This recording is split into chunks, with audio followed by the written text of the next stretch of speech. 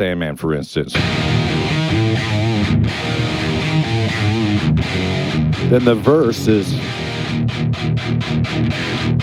you simplify the riff so the vocal has its place to jump around, you know? Kirk came up with that riff. I know I've read like 3 a.m, Kirk, you're laying in bed and you heard that Correct. kind of riff. And I know Lars then said to you, why don't you do this and this and this to the riff?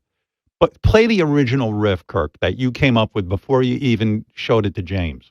Literally, Howard, it was at 3:00 in the morning, and I played it like this.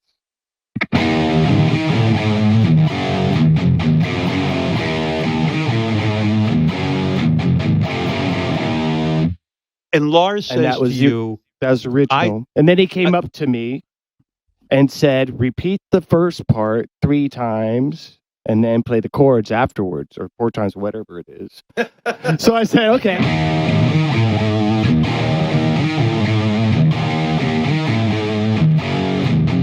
You hear the 3 and 1 in that? So yes. We call the back. The back one is the tail. The front one is, whatever. Yeah. 3 repeats and then a tail. And then you have a workable riff. Lars doesn't know how to play guitar, and he will arrange stuff, and he'll just say, hey, can't you do that thing in another key? Something that I wouldn't do, like Sandman, for instance. Then change the key.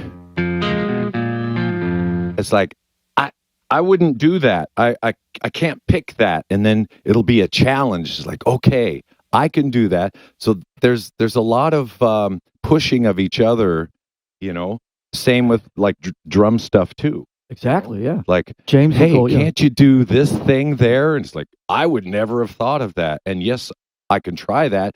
Give me a day and I'll come back and it'll be worked out. But the main thing, thankfully, with this bunch of guys is that when we go into a songwriting situation, we leave our egos outside, and it's not, it's my guitar, don't tell me what to play. Oh, I'm the drummer, just stay away. It's like, James, well, how about this part? How about that? Why don't you try it on the toms? Of course.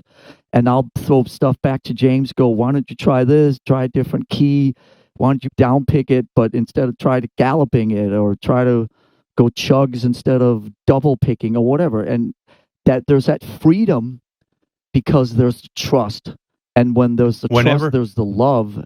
And then you're not, there's nothing that's going to happen by getting into each other's stuff that's going to affect the relationships. And that's a great thing.